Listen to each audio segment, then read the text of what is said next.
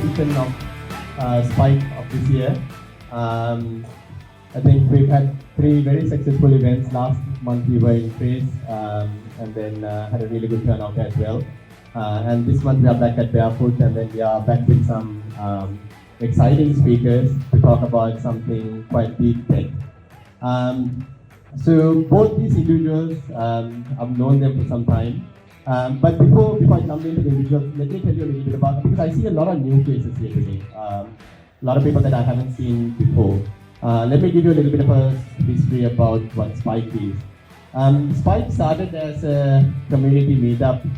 It wasn't even a community meetup back then. It was more about a place for like a couple of founders to meet up, grab a drink, have a chat, discuss the problems that they are going through, vent out their frustrations about the local startup ecosystem, the Sri Lankan issues.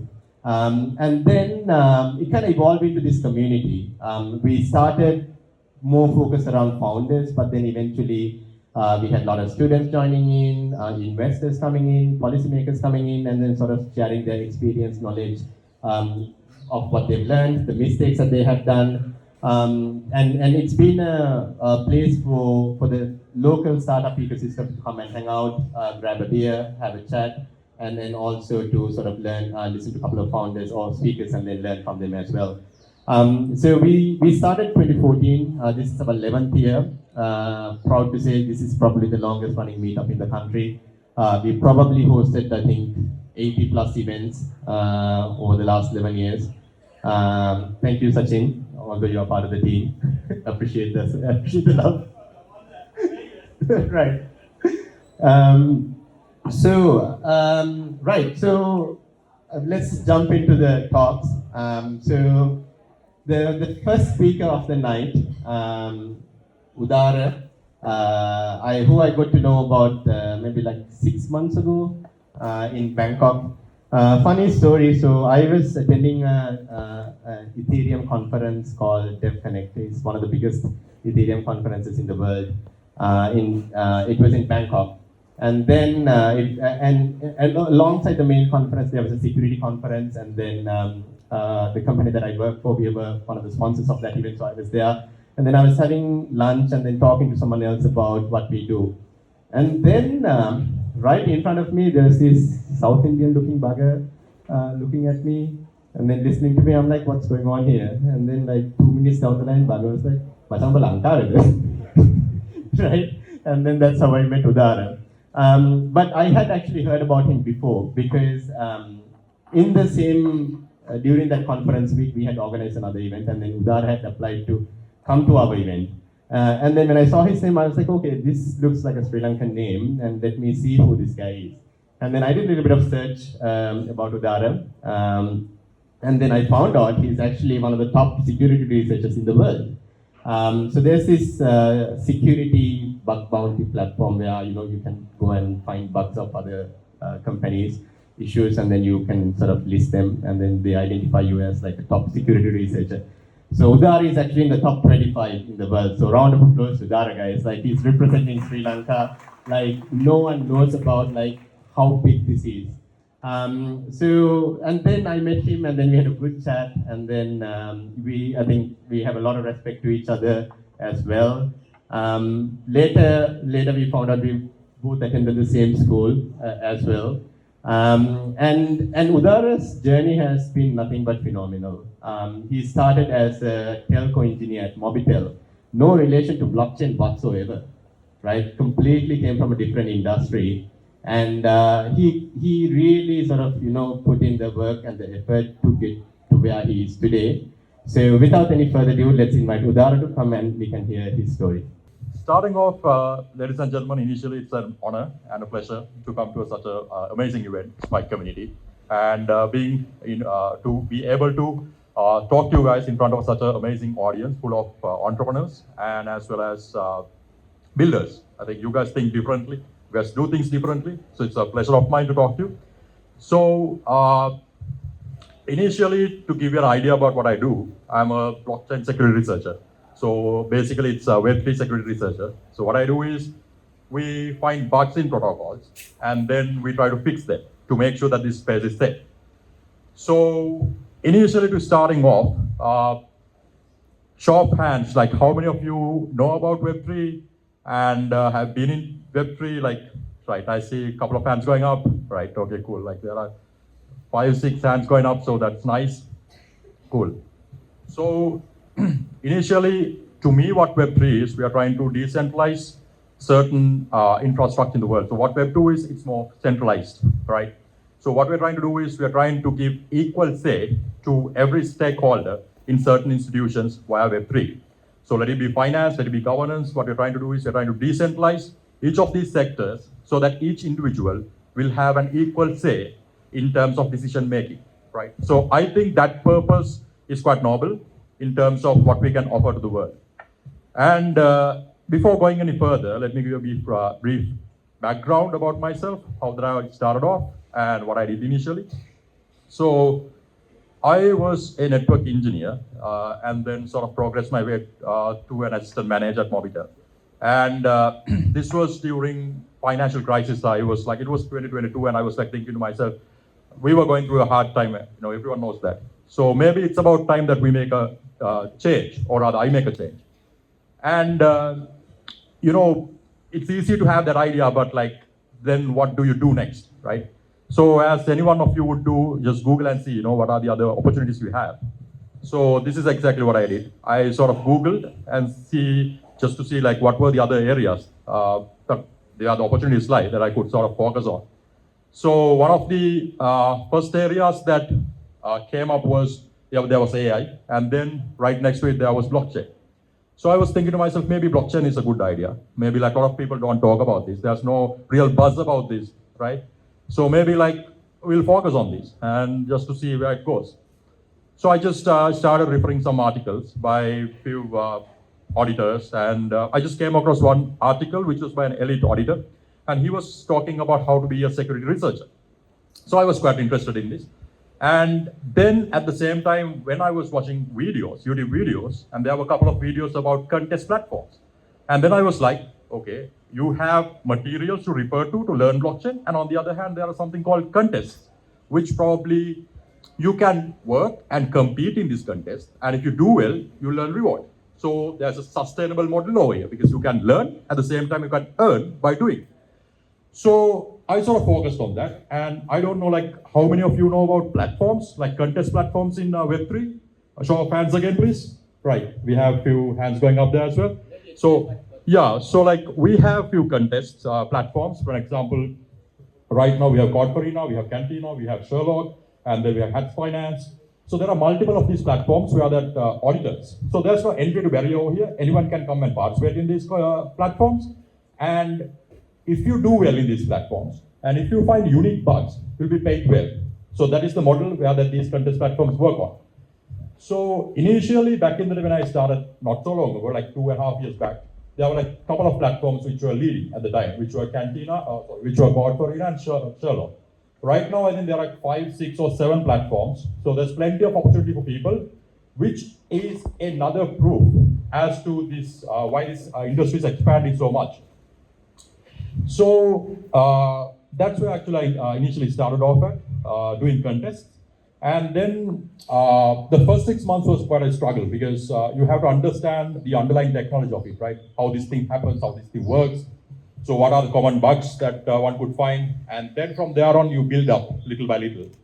So after the first 6 months or so, then I sort of understood the core workings of this technology. And then from there on, I was focusing on more of unique bugs and like different pattern recognitions and how that you can come up with different bugs in a creative way. So, but that was not enough because once you sort of like find bugs and do contests well, then you find like stagnant, right? Now, where do I go from here, right? Because during that time, I mean, there weren't that many people whom that you can sort of talk to for advice. So these were the people whom that I was competing against in contest platforms. So I thought of like, why not network with these people? So I used Discord and Twitter at the time, now X, so to reach out to these people and see whether they were willing to work with me. So they were like, I mean, like I didn't expect that they were willing to work with me, but they are quite supportive. So they were like, okay, let's go ahead. So I teamed up with 4 of these people and we started working and we started contesting together and doing well in that.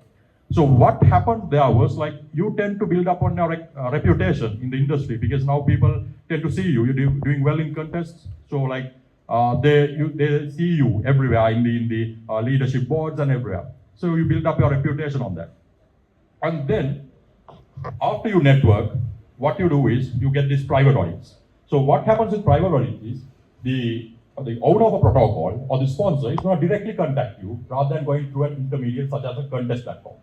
So there, they would directly contact you and ask whether you're willing to work for them. So it's on a contract basis, and they'll be like talking to you. And if you have that reputation, then you can demand, right, the pay for your service. So that was another learning experience for me, and we were doing well as team. So we got few private audit opportunities, and as a team and as an individual myself. So we started doing that, and that sort of helped you, or rather helped me, to apply for bigger firms from there on. Now, the thing being, like, once you build up, like, once you have that recognition in the industry, now it becomes that much easier for you to reach out to these bigger firms, the tier 1 firms in the industry, and talk to them. So they also know that you exist because you have been in the industry, and they know you have experience. And if you have performed well, they know that you are capable enough to work with. So that's how I got the opportunity to work with some of these tier 1 firms. So I've been working with them like over the last 6 months or so. So that was quite an experience for me because it's starting from zero, absolutely knowing nothing about blockchain. Yeah, I mean, like, as all of you, we know about cryptocurrency, right? We know Bitcoin, we know Ethereum, and we know Binance for sure, right? But when it comes to blockchain, a lot of people do not go down to that level to understand how the technology side of things work, and then from there to build upon it.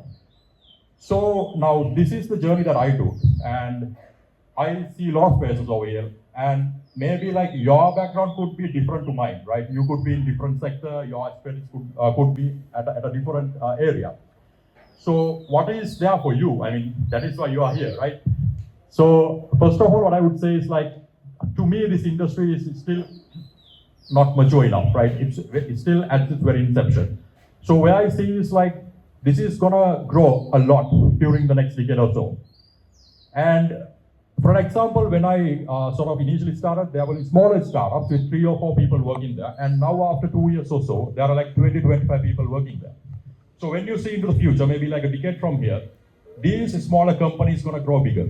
So there comes the opportunities for HR professionals, for finance professionals, for marketers, and for community managers. Because these companies gonna recruit these individuals to work for them.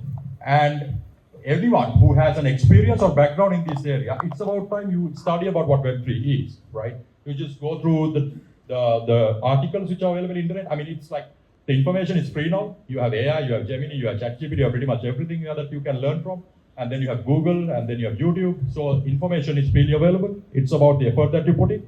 So if you think like you have that experience in a certain area, maybe better capitalize on that. And then start seeing what Web3 is and how this decentralization sort of link with you or sync with you. And then how you can apply your expertise into that area. And for example, if you take, everyone knows about NFT bubble, right? So what happened in 2021 and 2022, like pretty much most of the NFTs, they went, I don't know, like millions, they were sold for millions of dollars, for example, bought a club and all that. So that was how that NFT sort of came into marketing sector, because a lot of businesses started doing marketing via NFTs, right? So they were selling NFTs for their customers, and whoever held that NFT would have higher privileges, right? As a customer, they would be eligible for certain prizes or like for certain rewards.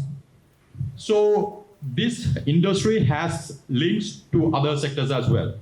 Now, this is more for like job seekers, right? So if you are good at certain sector, yeah, you can work on that and see where that Web3 has a vacuum or like requirement in that particular area, and you can fit it. But what is there for entrepreneurs?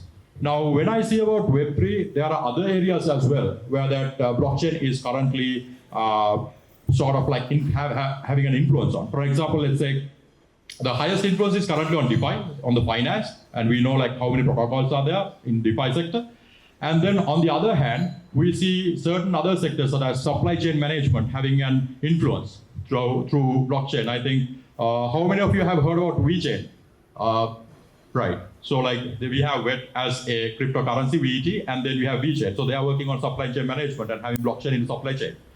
And then we have crypto influence on gaming as well. So where people are working to make sure that you give the digital ownership of an asset to the owner itself, right? To the player, rather. So we see like different kind of sectors and industries being influenced by blockchain currently. So there lies the opportunity as a result, because I don't see a lot of people knowing this and sort of making action on that, right? So like, I don't know, maybe 10 years down the line, there will be so much buzz and everyone would be talking about it, and then people would know it. And by that time, the train would be gone because the opportunities are gone and the market is saturated. But right now, I don't think like a lot of people know about this stuff. So maybe this is the time for you to look into these opportunities which are available, which has the potential, and then capitalize on it using your strengths, right? So that is the journey that I took, and that is where I see like there are the opportunities lie for the entrepreneurs as well as for the job seekers. So ladies and gentlemen, that is what I have to say. Like, if you are to be a security researcher, if anyone is interested in taking that path that I took, maybe the first place to start off is doing contests and then earning reward and making sure you're surviving the industry in the first place so that you can get ready for what's ahead. And then maybe starting off and networking with other people, so getting to know more people, and from there on capitalizing and sort of enhancing your reputation. So you'll be start getting more private audits as well as more job opportunities for tier 1. If you are a job seeker, make sure that you work on your skill set better and use your experience in such a way that you can fit into Web3, right, where the opportunities lie. If you are an entrepreneur, see where the opportunities lie, because right now there are opportunities in gaming. DeFi to a certain extent is saturated because there are a lot of products which are coming up, but if you are creative enough, if you are innovative enough, there is still potential. Because even like, you know, there are so many of these products related to derivatives, even like options, futures and all that. There are a lot of these products being developed focusing on derivatives. So like if you are creative enough, maybe that's an area you can focus on to come up with that creativity, use finance and technology both and come up with a new product. But if you are into other field, like use, for example, supply chain and governance also, it's been decentralized now. You call them DAO, decentralized autonomous organization. That's an area you can fit in easily.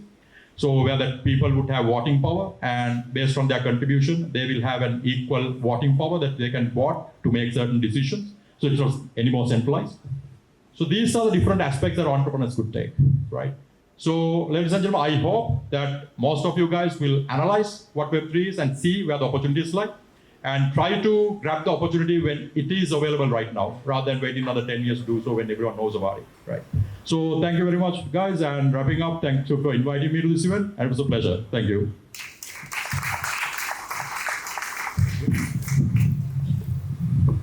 Right, thanks, Udara. I hope you were able to catch some on that, as in like figure out. I think there's a little bit of technical stuff that also Udara mentioned. Let's try to break this down during the Q&A. All right, so the next speaker. Right, so I have a lot of history with this guy. I've known him for a very long time. Met him at Hatch. We actually had a really wonderful time at Hatch. We were at the hot desk area. We sat next to each other. He was annoying, not gonna lie, right? But he's very persistent kid, right? So that really impressed me about him. And the guy was hustling. He was hustling, he was grinding and grinding and grinding. You could see in him how driven he was. So he launched Metana, I think, 3 years ago, and then started as a technical boot camp for blockchain engineers. And then now he's grown the business into $1 million business, ARR, which is pretty damn amazing for a Sri Lankan startup. I think that deserves a round of applause. They've done exceptionally well with their team. They've grown their team and then working on a couple of other products as well. So without any further ado, Harsha Abeygunasekara, founder Metana.io.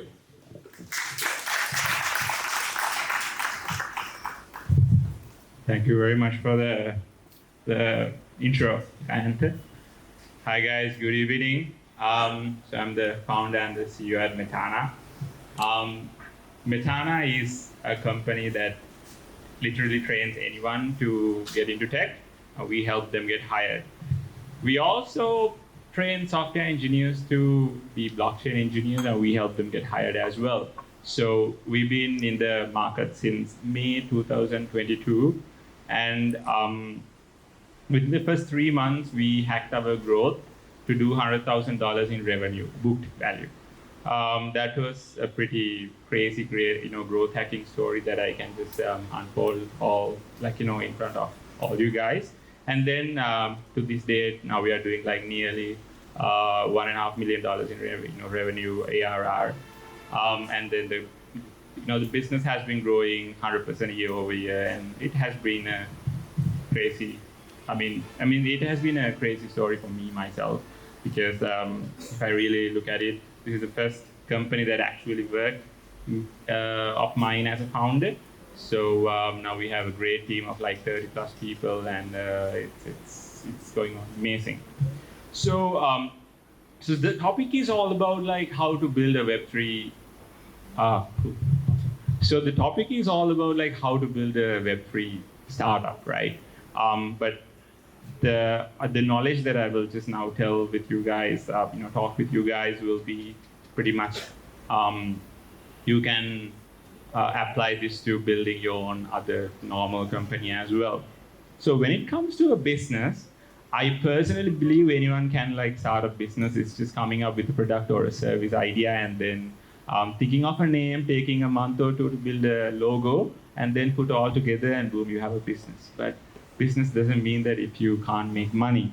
Product market fit is the most important thing in when it comes to a business.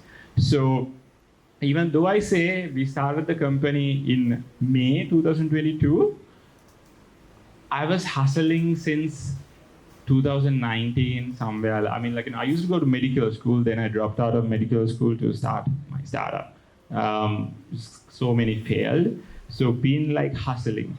So that entire process of the time, I can say it's all about figuring out product market fit. You can think of a business, you can start a business, but figuring out product market fit is the most important thing. Like making sure your product, someone is paying a considerable amount of money for your service or the thing that you are providing. We can call this a value addition. If you are adding some value to someone else's business or life, then that amount, the upside of that thing is worth paying. People pay you money. So that's pretty much like the product market fit. And then right after product market fit, comes together with how to hack your growth, how to find product market fit. So a crazy story with Metana, like how we found product market fit, was pretty interesting. We started Metana before as Skill Up. So we tried doing front-end development boot camps, which did not work. I got into like over 400 calls, talked with people, but like literally no one gave a flying thing about that boot camp. Then one other crazy thing about hustling is every single day you meet people in events like this, and you suddenly can think of, oh shit, this person can help me in this. Just like that, at one point I met this amazing guy called Pat in an online community. This is an offline event, but in an online community. And then I was talking about this boot camp idea with this person, and then he was like, bro, there's this event called Denver happening in Denver, why don't you come? This was like early 2022, January or something like that. And then at that point, I did not know jack shit about Web3. Oh, this is totally a new thing for me. And then we quickly got our visas, the US visas, and then we flew to Denver to this conference, which I've never heard of. For this crazy new technology called Web3, and everyone is talking about meme coins, NFTs. There's a full-on culture. People are giving away swag. that was pretty amazing. Just like Dan was talking about DevCon, Ethan for me as like a 22-year-old, 23-year-old, I was like, wow. And then now my business, the bootcamp business is there, right? So now again, talking to people, understanding, trying to understand where, what's their problem. So when we talk to more and more people, we realize when I talk to a founder, the founder always say, bro, people are like, doing, a course or two about blockchain and coming and asking for crazy amount of money, thinking Web3 is this, Web3 talent, get paid so much, $250,000 annual salary, $150,000 annual salary, and these guys have just done a course or two, and how can I offer that kind of this thing? Because if they come and screw up my platform, millions of dollars in my tokens get stolen and not reliable. And then when I talk to normal developers, they be like, bro, I did a course, but I'm not getting hired. All these guys are getting hired in the space. What is going on? Then we realize, oh shit, there's some space in this. So that's how I kind of kept my first step, finding product market fit to build a Web3 company. Then we literally just quickly printed some QR codes and pasted it everywhere. And around 300 people signed up to our waiting list that to learn Web3. And around 100 or more people, 100 or more companies signed up to actually hire these people. We were like, oh shit, there's some crazy thing that we don't know here. Let me let's actually figure it out. And then we were very active on Reddit. We were going and commenting of anything related to Solidity, Web3, stuff like that. And then our waiting list grew pretty big. So if you are someone who's looking at building a company, always start a waiting list for your product or the service. The waiting list will reflect on how successful your company will be. So look, back to the story. Now at this point, we had over 300, 400 people in our waiting list. So in May, I was like, oh shit, now I was a kind of a first time, not a first time, but the first time I can consider a founder. So we drafted an email, we sent out to this 300, 400 people with a $5,000 payment link. I mean, I don't know how I came up with the number. I just put $5,000 on my Stripe dashboard, took a link and sent it to all these people. Just one person paid $5,000. I was like, holy shit. And then the second person paid $5,000. I was like, bat nuts. And then the third person paid $5,000 through a loan. I was like, oh shit, there is some space into this thing. And at that point, it was me just doing a one-man show with a website. And now, 3 people has paid $15,000. It's in the bank, and I'm like, oh shit. And then that night, I went out on the internet and I literally messaged every single person that I can find of who will fit the role of a Solidity instructor. So I went and messaged 178 people specifically, emailed, LinkedIn, Discord, Twitter, all these channels, and we we came up with around three good people and then finalized with one. And our first sale happened on 29th May, and on 6th June, in just a week, we we quickly created a couple of weeks of the curriculum and launched our bootcamp. And ever since then, we've been growing. Right now, we are doing just over 6 figures monthly revenue. So it has been a great journey. So look, the whole point is finding that product market fit is what changed the entire direction of the company, the entire trajectory of the company. So if you are a founder, if you are an aspiring founder, if you are building something, always just hustle until you find your product market fit. then after product market fit, the most important thing is the team. Like I'm like so grateful for my team. It's like right now it's around 30 people, but it's always the team. So now with product market fit comes all the crazy problems. This is breaking, that is breaking, like things are not going as you expected, things are going south. But if you have a great freaking team, it's always like, it's just, it's a cakewalk, I would say. So again, talent. The number two most important thing is talent. And you as a founder must hire fast and also fire fast. Firing fast is very important because you really do not want to like waste other people's time that if they are not aligning with your growth, your dream of growing your company.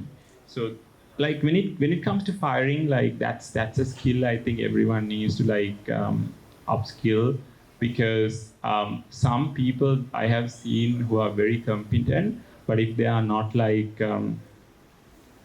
if they're not syncing with the team, the culture fit is not there, you gotta get them out like ASAP, because B people will always find B people and A people will always find A people. Sorry, B people will always go like look for C people, A people will always go for A people. So hiring your talent, your team is the most important thing. The team, with the team comes the culture.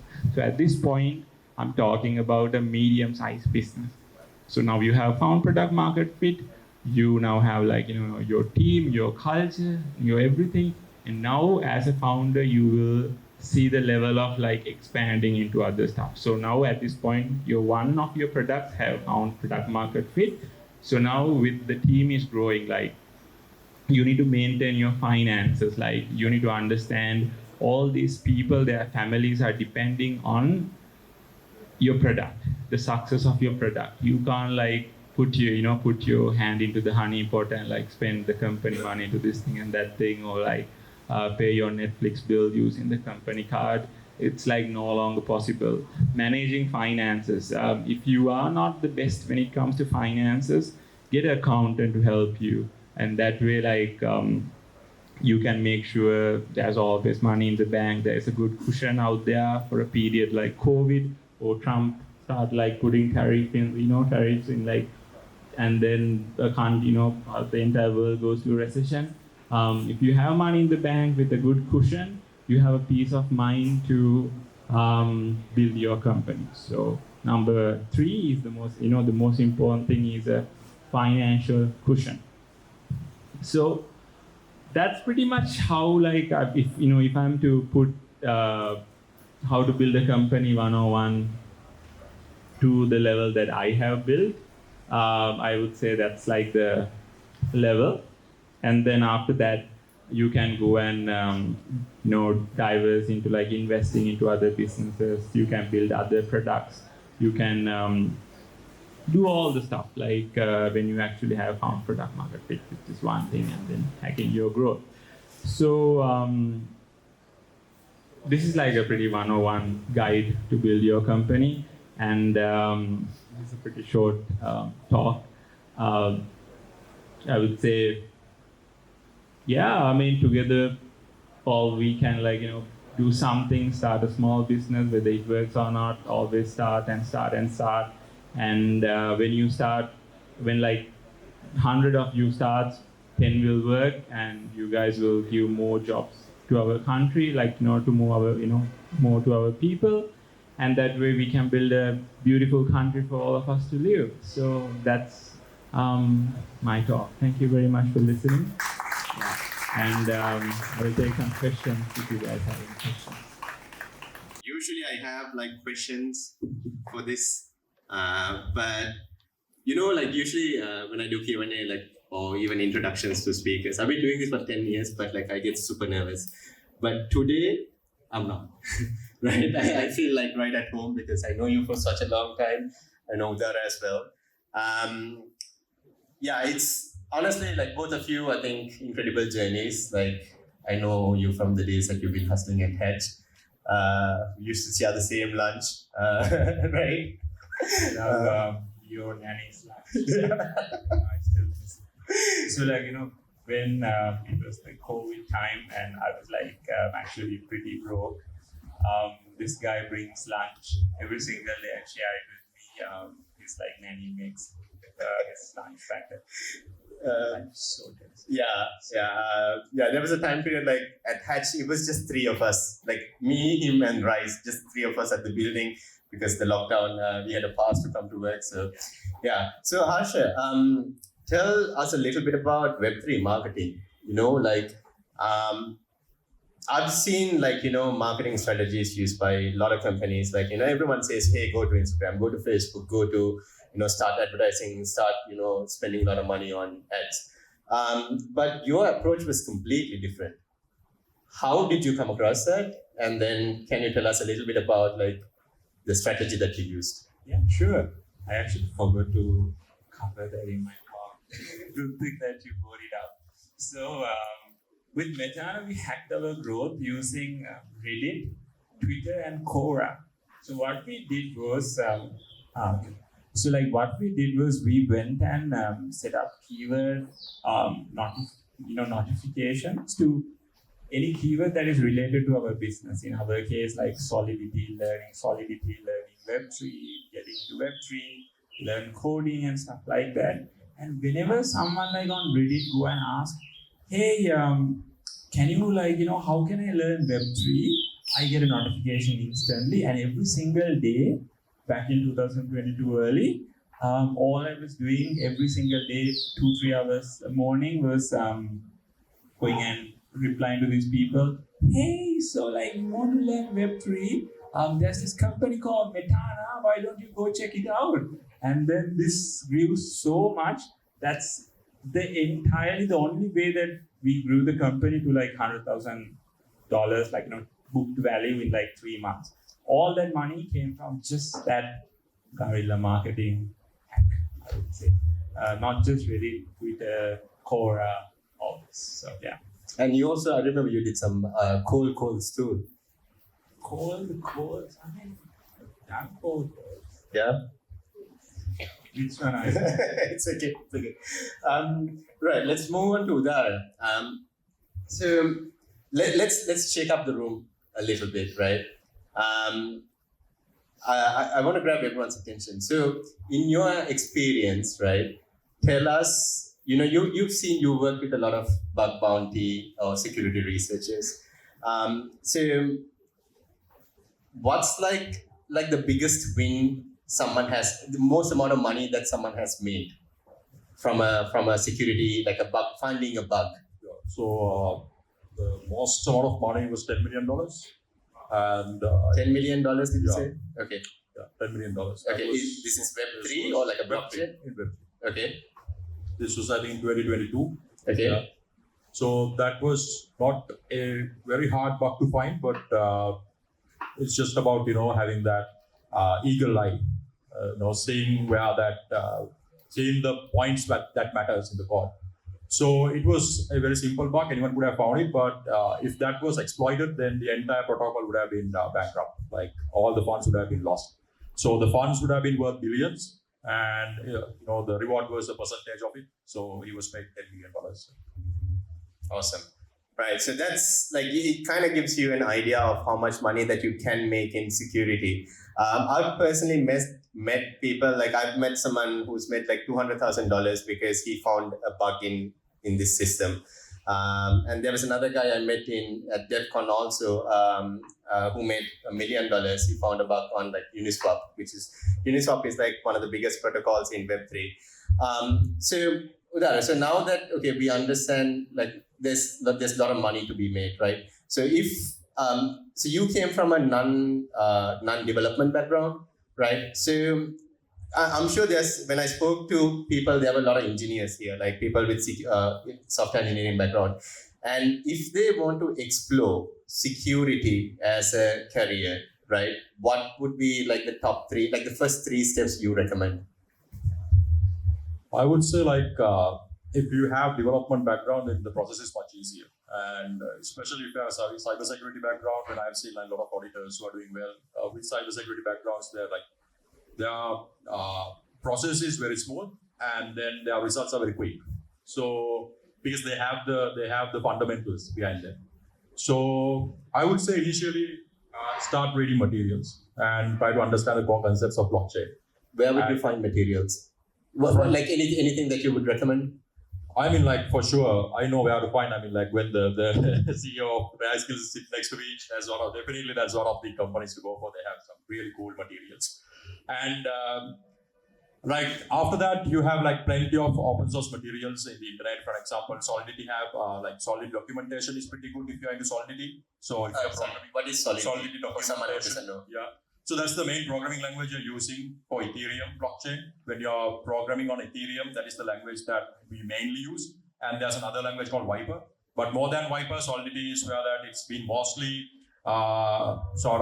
people adapt to Solidity pretty quickly. And that is the language most of the devs go for, Solidity. And then you have Viper as well if you want to program on Solidity. So with regard to materials, yeah, there are plenty of materials in terms of like you can Google and see, whereas this is definitely one of them. And then I think in terms of going into YouTube, there is a YouTube channel called Andy. So he also has pretty good content as far as blockchain is considered for a security researcher. So because he sort of like explains about bugs and findings and how to find them. So there is another YouTube channel that you can refer to. That's Andy Lee. Yeah. Andy Lee. Okay. You guys also do education. So what would you suggest? Anything that any suggestions? When it comes to Web3, like not only security researching, but like there are other so many opportunities. Like we saw recently a student he creates bots in all these chains, and he's like cashing out over $15,000 every single month. Just money comes when he's sleeping. So this kind of stuff are always happening in Web3. It's just being active gives you the leverage. I mean, be active on Twitter. Twitter is your single best source of knowledge. Right. Okay. So let's take a step back, right? Okay. I think we sort of dived into security, finding bugs, and the kind of jobs, right? But I think we sort of limited ourselves in those areas. But in your experience, if somebody doesn't have the technical background, but still want to be involved in blockchain, let's say someone's like a lawyer. I think our photographer Dinuk is a lawyer. He wants to get into blockchain, right? Okay, if he wants to get into blockchain, what are the opportunities? What are the kind of roles that you see for a non-technical person to come in? Yeah, for example, now as I discussed during my speech as well, most of the startups today, I see them sort of blossoming in the future. So, for example, like few companies which started off with couple of employees have now sort of grown up to like 25, 30, and they are about to grow even further as the time goes by. So when these smaller startups grow into proper businesses and proper companies, they're definitely going to want other skilled labor as well. So that is an area where that other skilled individuals can fit in, right? They'll be needing legal officials, they'll be needing marketing, they'll be needing finance professionals. So that's where the other people can fit in. But initially, it's important to have that sort of foundation laid. That you have basic sense of what blockchain and what Web3 is. So once you have that, and once you have some experience in the industry, it makes it that much easier for you to apply and get selected in the process. And so that is one thing. And second thing, for security as well, I would not say that you would want a huge tech background. As long as you have an analytical mindset, if you are willing to analyze things and to find bugs, during the process, you're going to get better, right? So it takes time, be patient, but as the time goes by, you are bound to get better because you are working on that every single day.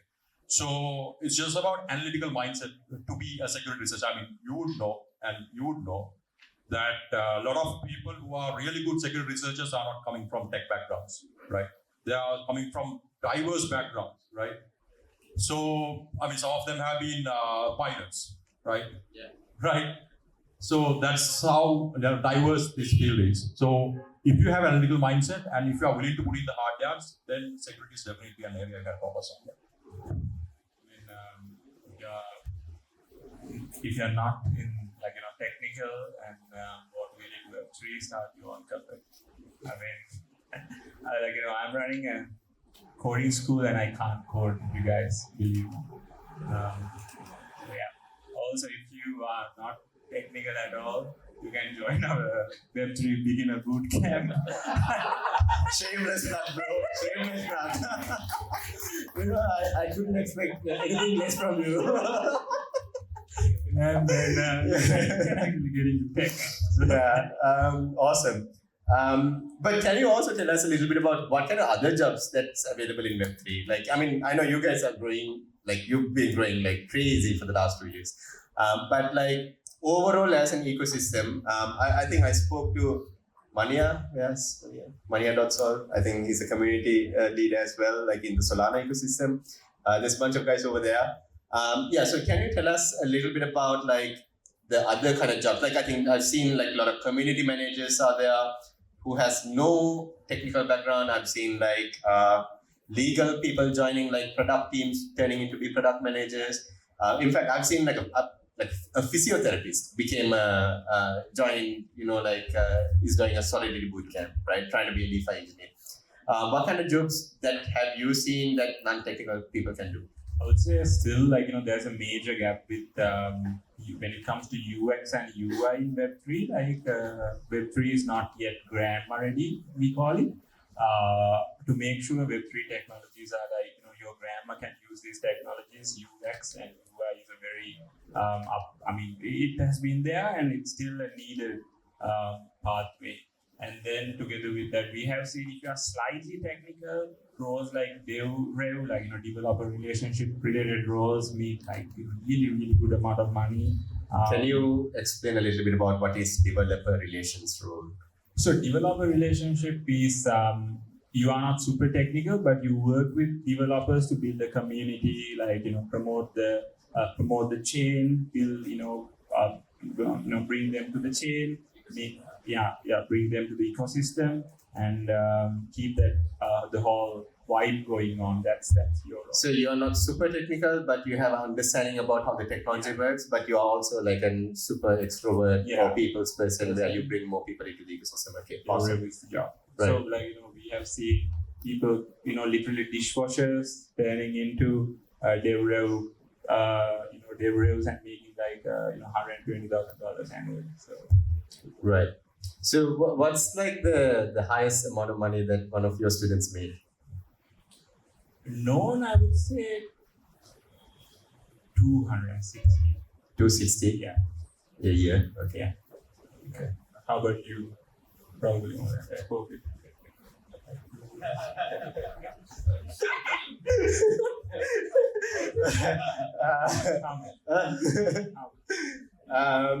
I'm not talking about founders. No, a student. Yeah. I know a protocol engineer who makes $1.1 million a year. Yeah. 650 base pay, 550 bonus. Yeah. So, Web3 is crazy, guys. If you actually Harsha said, or even like Udara said, if you put in the hard work, the amount of money that you can make as an employee is ridiculously good compared to Sri Lankan standards. The captain, right? Like this guy, we know, he's a top security researcher. He used to be a captain in a ship, like a commercial ship. And then during his off time, he used to read all these security reports and whatever. And now he's like in the top 15 in the world in one of these platforms that Udara mentioned. So Udara, let's take a step back again, right? So you mentioned about this competition, these platforms, right? So you said the entry barrier is very easy. So if I know a little bit about Web3 security, I know, is that enough? Do I need to have some financial, do I need to know how the finance world works, like the traditional finance or the decentralized finance, how that works, in order to go and find some bugs?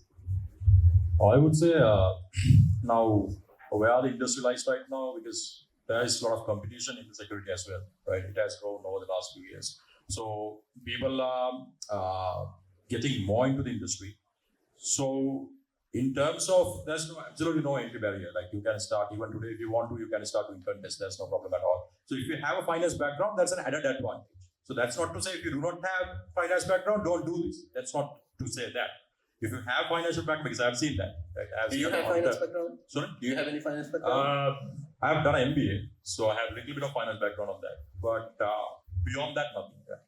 So, but this, when you say this finance background, that's more like capital markets or like derivatives, options, futures, and stuff like that. Right. How the market works. So if you have that, it's much easier. But if you don't have that, there's plenty of material available that you can, like even in Coursera and stuff like that, you can definitely go and register for a course and start learning on that. I've seen people doing that because even some of the topmost auditors, what they do is if they don't know something, they go and register for a course and just go through the course within a couple of weeks and they are good at it. And then they start auditing and finding some crazy bugs and start earning millions. That's how it goes. It's just about analytical skills and your time, the effort that you put in. So that's how it goes. Anything right, Harsha? Okay. So I totally forgot that we can take questions from the audience. So probably the beer. But any questions from the audience? So my question is about so there's right now in Codana, like platforms like Codana, there's like bot races and all that. So in your experience with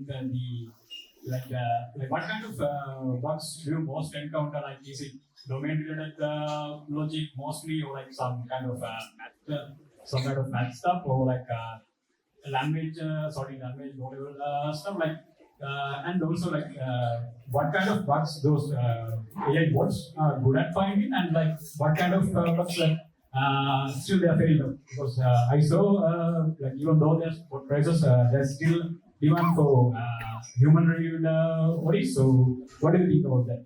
8 months ago, I'm not quite sure because I think it's not live as of now. They sort of got rid of it. But in terms of, there's no prize money for bot prices anymore. That's what is there. But if the bots find easy bugs, then you're not eligible for rewards for those bugs, finding those bugs. So basically, the small level bugs, like maybe like overflow stuff, which is happening with the integers, right, in 256 overflowing or stuff like that. Or maybe like, let's say, stuff like, let's say, related to modifiers, like the small modifiers, they're not being a proper modifier, like let's say access control in terms of, right, where only the owner should call a function, whereas now there's no modifier as such. So anyone can call that function. So these kind of easy ones, because if I think I'm not going too much into technical stuff, but what matters in smart contract is the state, right? So state is what relies, and that's what sort of is permanent across the blockchain. So whatever the function that changes the state should be highly secure, right? So what happens is these bots are very good at finding those kind of smaller bugs. So these kind of bugs used to pay a lot of money back in the day, but not anymore. So nowadays we have to be very creative. And in the sense, like, it's not just finding one bug in one function. Now it's more about how these functions sort of interact among themselves, and maybe how contracts interact among themselves. And maybe like when it comes to cross-blockchain, how blockchains interact among themselves. So you have to go to that level nowadays for you to find unique bugs and get a higher pay. But even if you find lower bugs, still there's pay, not to say no, there's no bug at all, no rewards at all. But they are comparatively less because bots are really good at finding them. Just to add, like maybe take a step back and add what is a competition, right? So from my experience, what I've seen is like, okay, so there are these tech products based on blockchain, just trying to put it on a layman's term so that everyone can understand, right? And in these competitions, what happens is someone will release a software and then say, and this software can manage your finances, and they will offer certain trading or like financial strategies, this software, right? And what people like Udara goes and do is like, before it gets released to the production level, they'll go and test it out and then find all the bugs. And what happens is the software company who puts out this protocol to test out, they will say, hey, look, we are going to allocate like $200,000 pot of money for anyone who finds bugs in our software, right? And how that get $200,000 get divided is like, okay, if I find a critical bug, right, and if I'm the only person to find it, I will get a very high percentage of that $200,000, right? But let's say someone else found the same critical bug and it's still critical, right? So then I would share that percentage with that person. The amount of money that I would get is less, but I still get like a very good chunk of money because it's a critical bug.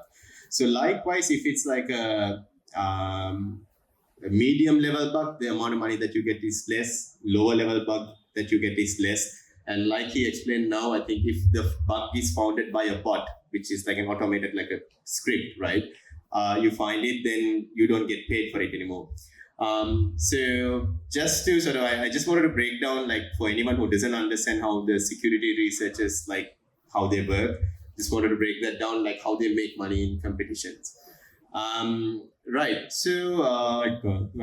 one more thing to it, like basically for severities, there are weightages, right? So critical bugs, they get a weight of 10, and then higher bugs, they let's say get a weight of 7, and medium bugs, they get a weight of 3, so likewise, right? And then based on the number of duplicates for a particular finding, so that reward amount, which is sort of set aside for a critical bug, it gets divided by number of like people who have found that bug. So it doesn't necessarily, is not that simple, like it happens on some sort of an exponential formula, right? Right. I think each platform has their own way of doing it, right? Yeah, correct. Awesome. Right.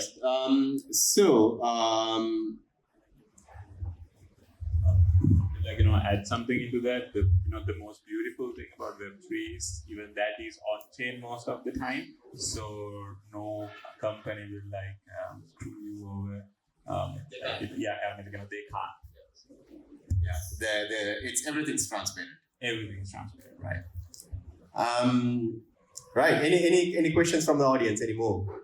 So it's beyond Web3, normal Web3. So it's been 2 years, as you said, and you've achieved 1 million ARR, and I've seen you have an amazing team as well.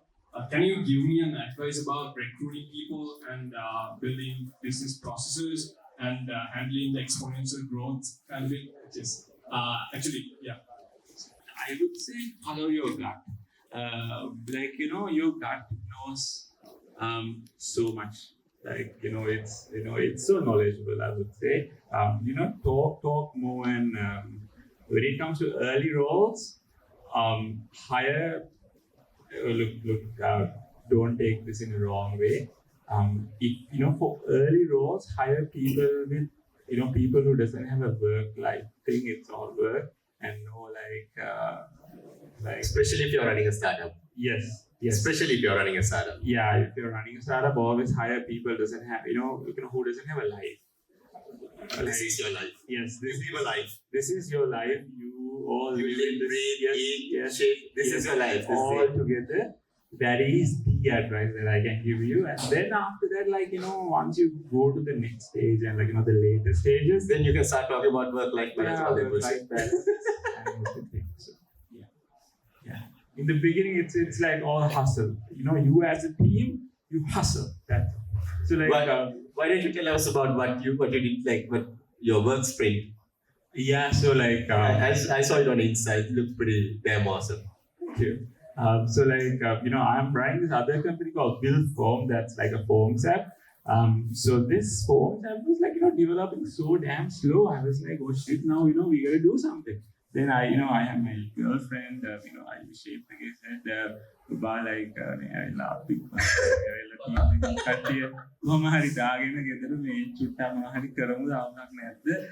She actually did not know what I'm gonna do. Then now it's like a yes, right? Extension code and she's like, what the heck is going on? What we did was we all stayed in my apartment for good 5 days. We all hacked the product and we did around 1-2 months worth of work in just 5 days. Our goal for the sprint is we will put our update to the production, and that's how we do it. And then the second time also we did it a week and a half back. This time I actually bribed my girlfriend with a trip to Ahangama.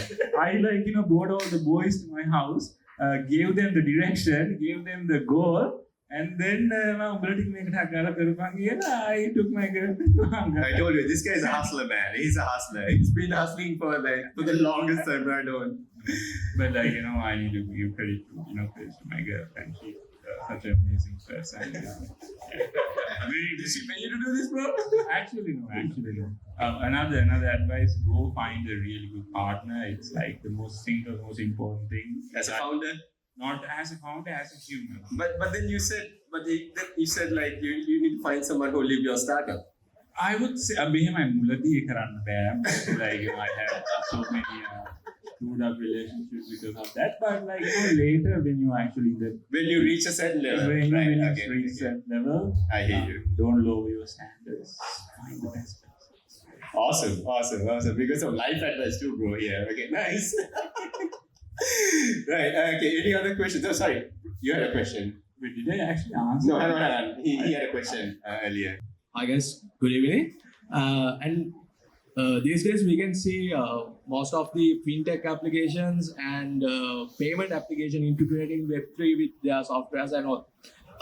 According to your knowledge, what you see the biggest challenge that those companies and startups facing while integrating Web3 with those fintech and financial applications, usually in the industry? I'm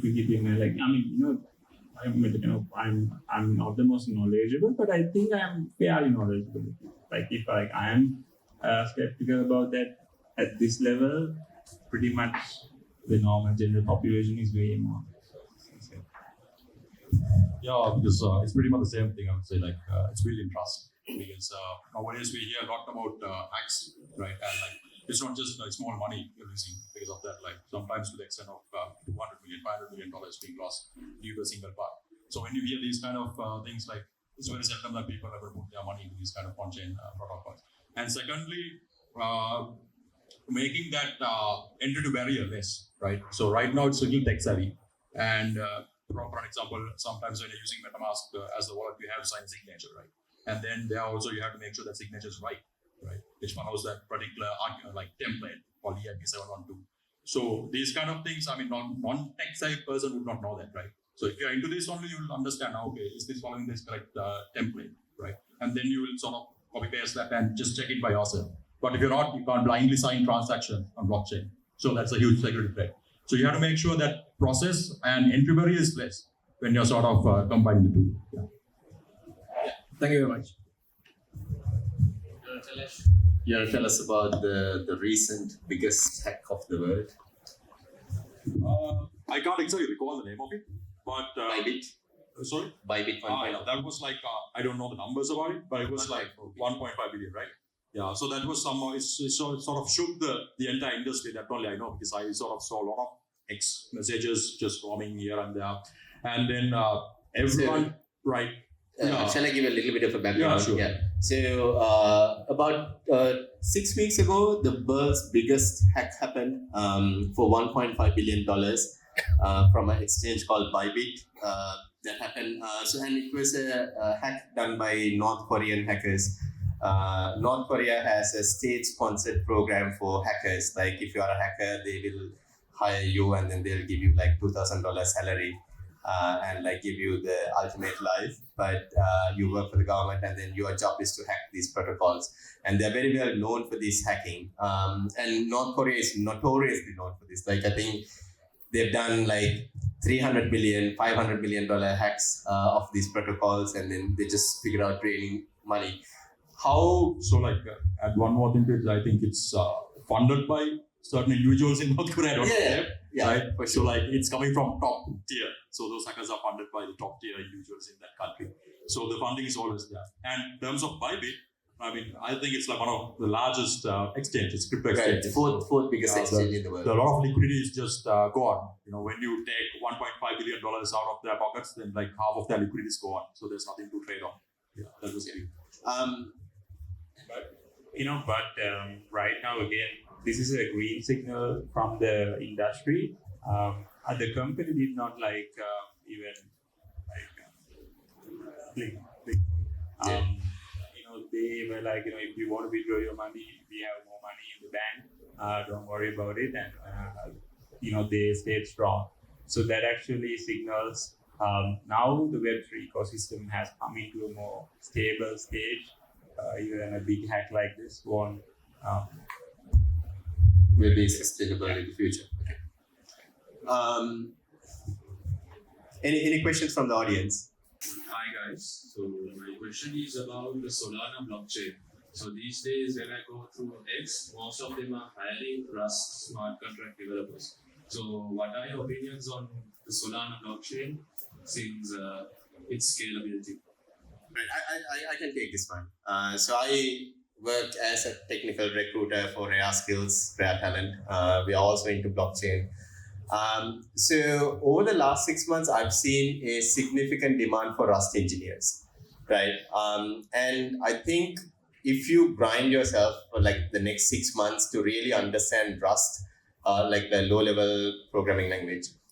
By the way, I'm not a programmer, and this is what I've seen, and like after speaking to so many engineers and companies as well who are looking for Rust developers. So if you can really grind yourself and then over the next 6 months, really understand on a low level how and why things work, I think there's a good chance of finding projects that are looking for Rust developers. I think that's also coming because the Solana ecosystem has grown exponentially, especially within the last 12 months, since Pump.fun, started pumping so much money into their ecosystem. So because of that, there's a lot more jobs available for Rust developers, and there's not enough Rust developers in the ecosystem. As in, there's a lot of Rust developers, but Rust developers who knows about Web3 or blockchain there's not enough. So I would recommend diving deep into Rust, as well as having the understanding of DeFi, like decentralized finance, how it works, the nitty-gritty of that. And then also, on a side note, if you can also explore Rust auditing, like security, the demand for Rust developers is ridiculously high. There's very, very limited number of people in the world who does Rust auditing, or Rust security researchers, and those guys are overbooked. And the amount of money that they make just by doing Rust audits is insanely high. It's definitely over 7 figures US dollars. I mean, you also can take Rare Skills Rust. I did the plugging this time. Shameless plug, why not? Thank you. Yeah, by the way, we offer a Rust bootcamp. If you go to rareskills.io and then find the Rust bootcamp, you can check it out. But In terms of getting a job, do you think that posting on X about your projects would be enough? Open source contributions. So there's a platform called onlydust.xyz, and what they do is they have grants from all these foundations, Web3, like Starknet or Monad or whatever, like Stellar or whatever these foundations. So you can go and officially contribute to their projects. So doing that will increase your visibility, and then people who run, especially if you do any contributions on let's say Solana ecosystem, you will be noticed by their projects, and there's an opportunity that you get picked by some of those projects and then say, hey, look, come and work with us, do a freelance gig, right? That's one opportunity. And then do hackathons. There's a hackathon every frigging week, right? If you look for hackathons, there's so many hackathons going on. Hackathons will grow your network, as well as it will allow you to show your work to someone else, right? And if you actually deliver good work, then people will reach out to you. Advice number 3, be active on Twitter, right? Twitter is ridiculously important if you want to be known in Web3, or if you pursue a future in Web3. I would say forget about LinkedIn, honestly. I think Udara doesn't even have LinkedIn now, right? He's only on Twitter. Twitter helps you to connect with all these people active, who are legit folks on Web3. So Twitter, building a social profile, open source contributions, and then hackathons. Those are the top 3 advices I can give. Anything else that you can add? No, you pretty much summed it up pretty well, because yeah, we are seeing Solana as an ecosystem growing very fast during the last year or so. And because it's a niche market currently, because a lot of people do not, right now, maybe they know about it, but for some reason, they're not going in that direction yet, right? So maybe Rust developers and Rust auditors have pretty high demand currently. Even I have seen like a lot of auditing firms looking for Rust auditors, and at least they have one Rust auditor in their teams for a particular project. So that's the kind of demand we have for it. Yeah. Yeah, we are working with about 3 companies who are looking for Rust auditors, and we can't find. And all the Rust auditors that who's in our talent pool, they don't want to do any full-time job because they make enough money doing like private audits. Right. Any other questions? No questions. We can wrap it up. No one? No. Yeah. World Hatch Crew. Right. Okay. Harsha, I know you are big into reading or like audiobooks. I know there were some books really opened your eyes, like about product market fit. What was that? This is the one book that you have read if you are a founder or aspiring founder is 100 million offer by Alex Hormozi.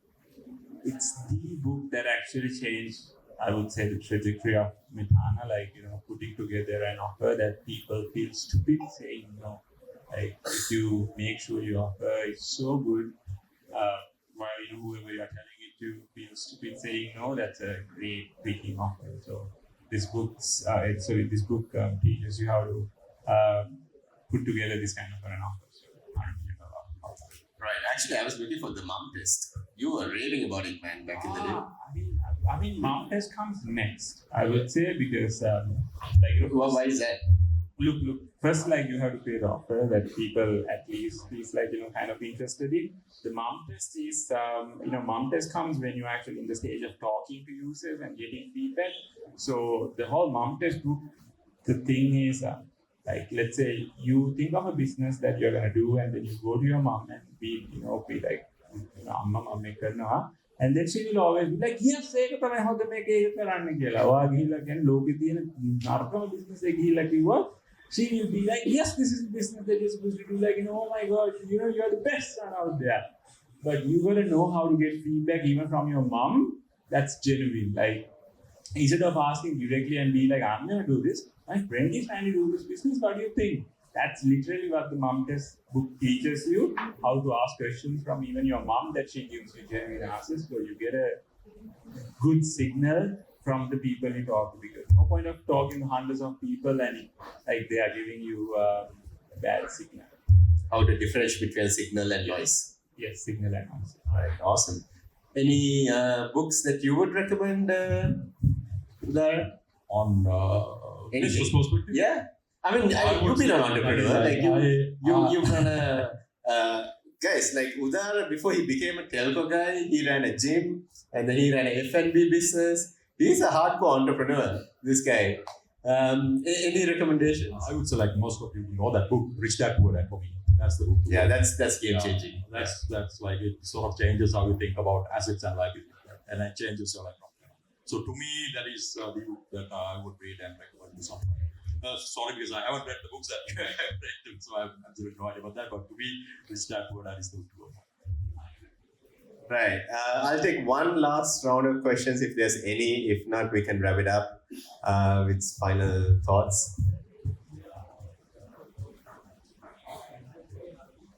No questions? No one?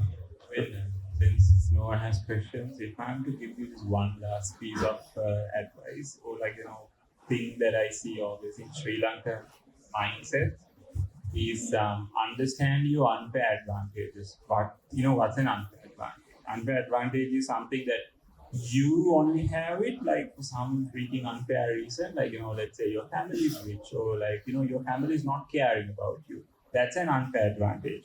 Like, so you can go and build in peace and stuff like that. So not just being an entrepreneur, just like for anything in life, you need to understand your unfair advantages and use these cards for your benefit. If you are pretty, that's a big unfair advantage. If you are good like a talkative, if you are extrovert, that's an unfair advantage over someone who's introvert, I would say.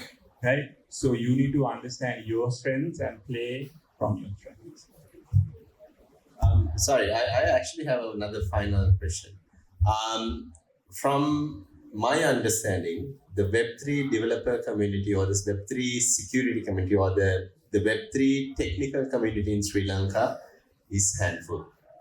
I mean, I've heard from few people there are like a lot of university kids and then maybe a little bit older than that, but there's no senior developer community.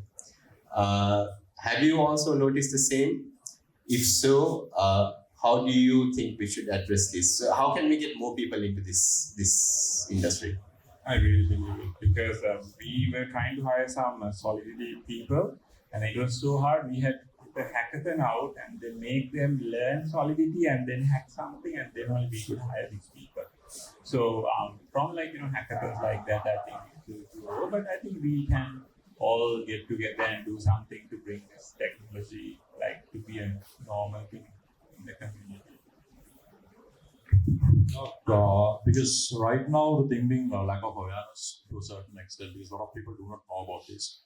If they knew about it, I mean, there's plenty of potential and plenty of people who are quite capable of making a drastic difference in this industry in Sri Lanka. Because the kind of individuals that I have seen in my life, like the kind of training capacity those people have, they far exceed some of these elite security researchers in the industry. So it's just that lack of awareness. And maybe one of the motivations could be the amount of rewards that you can get out of it, right? That could be one of the motivators. When you understand your ROI, by investing your time into this and kind of return you'll be getting back would be quite high compared to other jobs you're doing here, other technical jobs. Yeah, that's a really solid point, I think. Yeah. I think sometimes we don't think about our hourly rate perspective, but when you shift to an industry like this, it really put into perspective.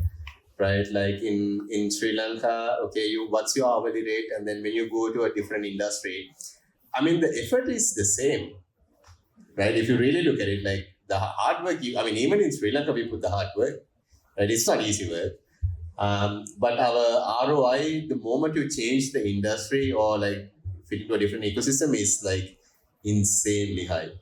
Insanely. So it's all about the context, right? So right now we are in the Sri Lankan context and we sort of tend to compare ourselves among our peers, right? So that is the problem. But when you walk into this kind of industry where that has a global presence and then your context completely changes, right? And then you are looking at it from their point of view. And then you understand. Why am I not there? Right? We put the same amount of effort, right?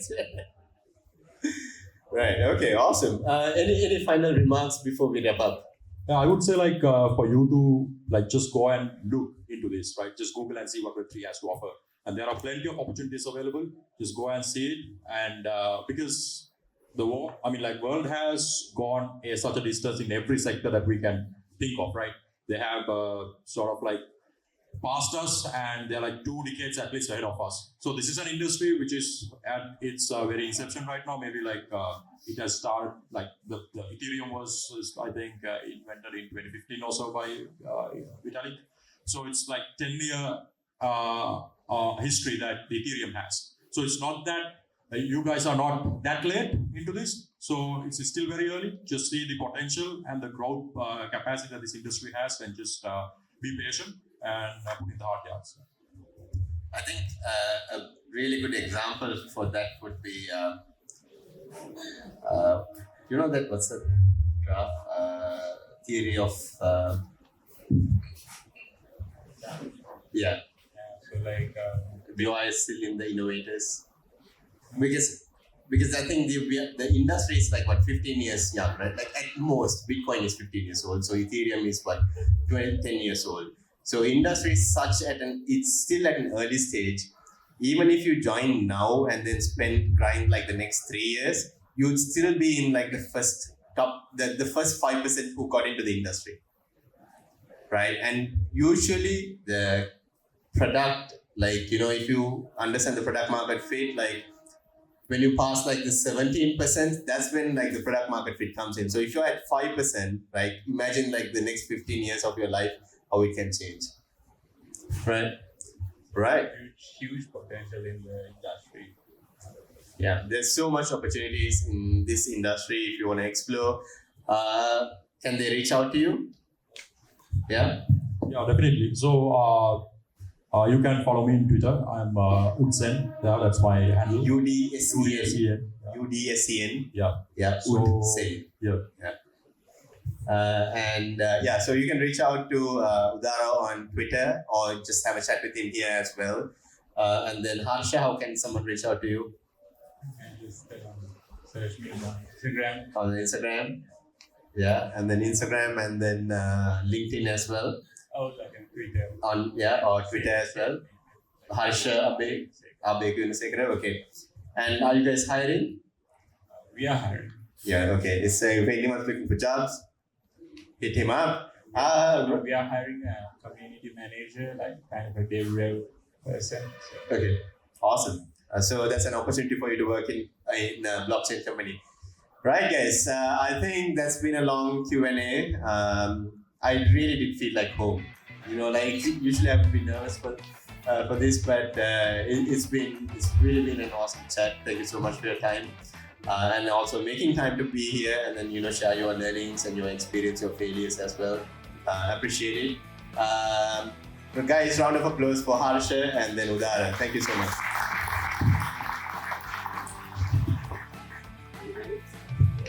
Right. Okay, so I think on that note, we can wrap up. By the way, there's an open bar. Not open bar, free beer. Right? Let's be more specific about it.